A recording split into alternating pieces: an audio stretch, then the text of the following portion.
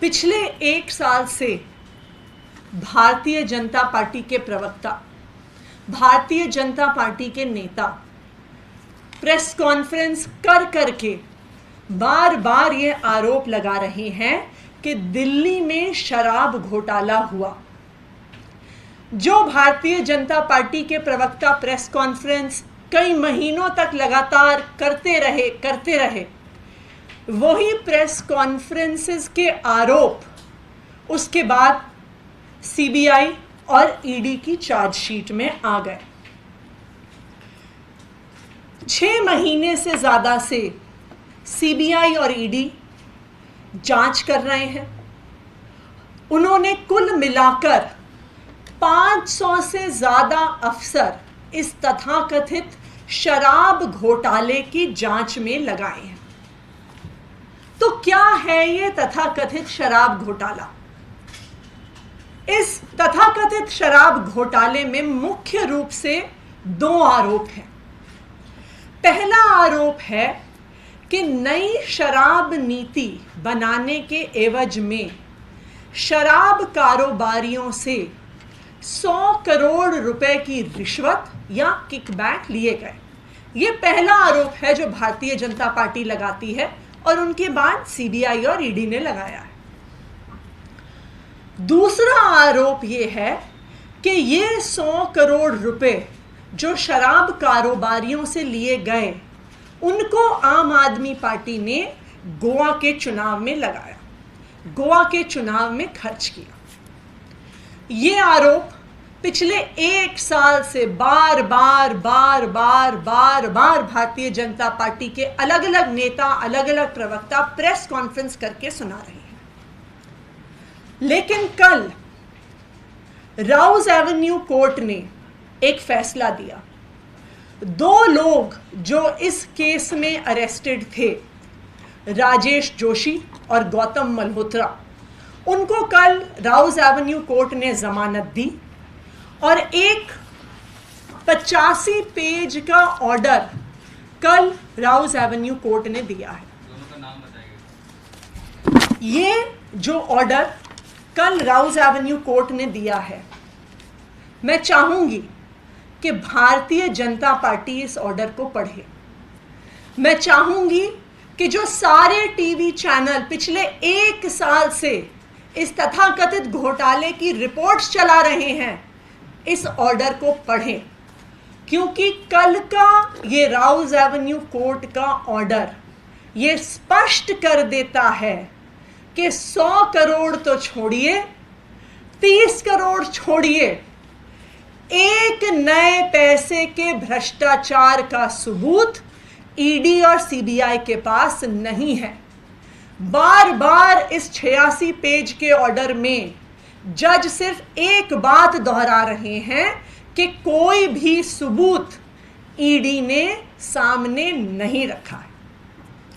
तो जो पहला एक्यूजेशन है, जो पहला आरोप है कि 100 करोड़ का घोटाला हुआ, 100 करोड़ की रिश्वत किकबैक के तौर पर शराब कारोबारियों द्वारा आम आदमी पार्टी को, दिल्ली सरकार को दी गई। इस किकबैक देने में एक शराब कारोबारी गौतम मल्होत्रा जी भी शामिल थे, ऐसा भारतीय जनता पार्टी भी कहती थी, ऐसा सीबीआई भी कह रही थी, ऐसा ईडी भी कह रही थी। लेकिन कल कोर्ट ने बहुत स्पष्ट तौर से पैरा 74 में अपने ऑर्डर में कहा है, there is no specific evidence showing any such cash payment towards payment of bribe or repayment of kickbacks. The only evidence presented has been some vague statements made by witnesses, and on the basis of these statements, it cannot be inferred that cash payments were given as bribes. So court ये स्पष्ट तौर से कहता है कि रिश्वत देने का, एक नए पैसे की भी रिश्वत देने का कोई भी सबूत कोर्ट के सामने नहीं रखा गया है। ईडी के पास कोई भी सबूत नहीं है। तो ईडी की कहानी शुरू होती है 100 करोड़ रुपए से। हालांकि ये 100 करोड़ रुपए का जो अमाउंट है ये कहाँ से आया ये बिल्कुल भी स्पष्ट नहीं है, क्योंकि ईडी खुद अपनी चार्जशीट में सिर्फ 30 करोड़ रुपए के अमाउंट की बात करता है। तो पहले 100 करोड़ से तो ईडी खुद 30 करोड़ पे आ गई। ये जो 30 करोड़ है जो तथाकथित रूप में किकबैक के रूप में आया, उस पर यह आरोप है कि एक शख्स जिनका नाम है राजेश जोशी, जो बेचारे एक छोटे से वेंडर हैं, पोस्टर लगाते हैं, आउटडोर की होर्डिंग लगाते हैं, एसएमएस भेजते हैं, आईवीआर कॉल भेजने वाले एक छोटे से वेंडर हैं, उन पर यह आरोप लगा कि 30 करोड़ रुपए इस रिश्वत से, इस किकबैक से राजेश जोशी जी के माध्यम से दिल्ली आया और फिर राजेश जोशी जी ने ये 30 करोड़ रुपए दिल्ली से गोवा पहुंचाया। तो अब हम 30 करोड़ पे आ गए हैं। तो इस 30 करोड़ की क्या कहानी है इसको हम देखते हैं। पैरा 44 में इस 30 करोड़ रुपए के बारे में कोर्ट ये कहता है, there is no independent evidence collected by the investigating agency to substantiate or corroborate this fact। तो जो 100 करोड़ से 30 करोड़ पर ईडी आई, उस 30 करोड़ पर कोर्ट ने बहुत स्पष्ट तौर से बोला है कि 30 करोड़ के लेन देन का कोई भी सबूत नहीं है। और कोर्ट ने उसके बाद बोला है कि आपके पास जो सबूत है हम उसे सबूत नहीं मान सकते हैं कि राजेश जोशी का नंबर किसी के फ़ोन में सेव था, कि राजेश जोशी ने किसी को कॉल किया। उन्होंने कहा नंबर सेव होना, किसी एक व्यक्ति का दूसरे व्यक्ति को कॉल करना कोई भी सबूत नहीं माना जा सकता। उसके बाद ईडी ने कहा अपने आरोप में कि ये जो 30 करोड़ रुपए राजेश जोशी ने तथाकथित रूप से दिल्ली से गोवा पहुंचाए, इस पैसे का हवाला, इस पैसे का लेन देन पर्चियों के माध्यम से हुआ। इस पर्चियों पर भी कोर्ट ने बहुत सख्त टिप्पणी करी है। इस ऑर्डर के पैरा 46 में इन पर्चियों के बारे में कोर्ट का ये कहना है, however, even these paper slips have not been recovered either in hard or in digital form from the mobile phone of any witness or any hawala operator. Number 2, no record seized from any hawala operator in connection with this amount has been presented to the court। यानी आपने जो कहा कि 30 करोड़ रुपए पर्चियों के लेन then के माध्यम से गोवा, दिल्ली से गोवा गए, उसका भी कोई सबूत ईडी के पास, सीबीआई के पास नहीं है। तो ये तो ध्वस्त हुआ पहला आरोप कि 100 करोड़ की रिश्वत दी गई, क्योंकि ना 100 करोड़ की रिश्वत का, ना उस 100 करोड़ के लेन देन का, ना उसको दिल्ली से गोवा या कहीं पहुंचाने का कोई भी सबूत कोर्ट के सामने रखा गया। दूसरा आरोप, दूसरा मुख्य आरोप जो इस शराब घोटाले में तथाकथित रूप से लगाया गया है कि जो पैसा रिश्वत के तरह से किकबैक के तौर पर 100 करोड़ रुपया आया, उसको गोवा के चुनाव में खर्च किया गया। पिछले 6 महीने से ईडी, सीबीआई के सारे अफसर गोवा में बैठे हुए हैं। उन्होंने आम आदमी पार्टी के साथ काम करने वाले हर वेंडर के ऑफिस में छापा मार दिया, हर वेंडर को पूछताछ के लिए बुलाया, कभी गोवा में बुलाया, कभी दिल्ली में बुलाया।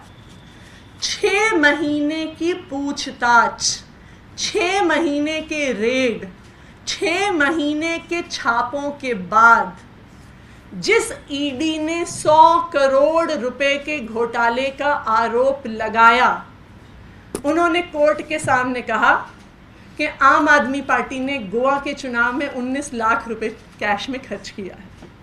तो तो अब ईडी ने पूरे देश के सामने जांच करके साबित कर दिया है कि आम आदमी पार्टी देश की सबसे ईमानदार पार्टी है, कि आम आदमी पार्टी ने गोवा में चुनाव लड़ा और सिर्फ 19 लाख रुपए कैश में खर्च किए और बाकी सारा खर्चा चेक में किया। ये ईडी की जांच ने साबित कर दिया। तो कल जब राउज एवेन्यू कोर्ट का ये ऑर्डर आया तो मुझे ये लगता है कि इस ऑर्डर के आधार पर जो भारतीय जनता पार्टी के प्रवक्ता, जो भारतीय जनता पार्टी के नेता पिछले 1 साल से चिल्ला चिल्ला के कह रहे थे कि शराब घोटाला हुआ, शराब घोटाला हुआ, अब मैं उम्मीद करती हूं कि वो उतनी ही प्रेस कॉन्फ्रेंस करके माफी मांगेंगे कि कोई भी घोटाला नहीं हुआ, कोई भी घोटाला नहीं हुआ और हम 1 साल से झूठ बोलते हुए आ रहे हैं। कल के इस ऑर्डर ने सीबीआई और ईडी का पर्दाफाश कर दिया है। अब ये स्पष्ट हो गया है कि ये जो चार्जशीट हैं जो सीबीआई और ईडी दाखिल करती हैं, ये सीबीआई और ईडी के दफ्तरों में नहीं लिखी जाती हैं, ये प्रधानमंत्री कार्यालय में लिखी जाती हैं और फिर प्रधानमंत्री कार्यालय से इनको ईडी और सीबीआई को दिया जाता है और कहा जाता है कि अब जो हमने इसमें आरोप लगाए हैं, जो हमने चार्जेस लगाए हैं, इनको जस्टिफाई करने के लिए आप कोई गवाह ढूंढ के लेके आइए, इनको जस्टिफाई करने के लिए आप कोई एविडेंस लेके आइए। तो फिर ईडी और सीबीआई क्या करती है? वो लोगों को बुलाती है, डराती है, धमकाती है, उनकी कनपट्टी पे थप्पड़ मारकर उनके कान के पर्दे फाड़ती है और फिर उनसे अपने बयान लिखवाती है। जैसा हमने देखा कि 3 लोगों ने, 3 विटनेसेस ने अपने बयान वापस लिए, जिसमें शामिल है समीर महेंद्रू, अरुण पिल्लई, चंदन रेड्डी, और सबने कहा कि हम पे दबाव बनाया गया। चंदन रेड्डी की तो मेडिकल रिपोर्ट भी दिखाती है कि उसे मार मार के उसके कान के पर्दे फाड़ दिए गए। और सीबीआई और ईडी क्या करती है? जब उन्हें कोई ना कोई सबूत दिखाना होता है तो सीबीआई और ईडी को फिर झूठ बोलना पड़ता है कि मनीष सिसोदिया जी ने एविडेंस डिस्ट्रॉय करने के लिए 14 फोन तोड़ डाले। लेकिन जब हम खुद बिना किसी रिसोर्सेज के थोड़ा जांच करते हैं और फ़ोन के IMEI नंबर निकालते हैं तो पता चलता है कि उस 14 में से 7 फ़ोन तो सीबीआई और ईडी के पास खुद हैं और 7 बाकी फ़ोन अभी भी अंडर यूज़ हैं। तो ये भी सीबीआई ईडी को जो झूठे एविडेंस प्रेजेंट करने पड़ते हैं उनका पर्दाफाश हो जाता है। फिर सीबीआई और ईडी को लगता है कि हमें कुछ तो दिखाना पड़ेगा, हमें ऊपर से आदेश आया है, हमें पीएमओ से आदेश आया है, तो फिर वो चार्जशीट में संजय सिंह जी का नाम डाल देते हैं। लेकिन जब संजय सिंह जी उन्हें लीगल नोटिस भेजते हैं तो फिर ईडी को माफ़ी मांगनी पड़ती है और कहना पड़ता है कि जी हमसे गलती हो गई, हमने गलती से संजय सिंह जी का नाम डाल दिया। तो कुल मिलाकर एक चीज अब देश के सामने आ गई है कि जो कुछ भी शराब घोटाले के नाम पर बताया जा रहा है ये सरासर झूठ है, बेबुनियाद है, बिना किसी सबूत के है। कोई भी ऐसा घोटाला नहीं हुआ है। और अब कोर्ट की ऐसी टिप्पणी के बाद जहां पर कोर्ट अपने आदेश में ये कहता है कि किसी भी आरोप के लिए there is absence of any satisfactory corroborative material and there are contradictions and deficiencies in the statements that are being made by the enforcement directorate। तो जब कोर्ट ईडी के बारे में ऐसा बयान देता है तो अब देश के प्रधानमंत्री नरेंद्र मोदी जी की और उनकी पार्टी भारतीय जनता पार्टी की ये जिम्मेदारी है कि वो सामने आए और देश से माफी मांगे कि वो पिछले 1 साल से पूरे देश को गुमराह कर रहे हैं, आम आदमी पार्टी को बदनाम कर रहे हैं, अरविंद केजरीवाल को बदनाम कर रहे हैं, मनीष सिसोदिया जी को बदनाम कर रहे हैं। Thank you.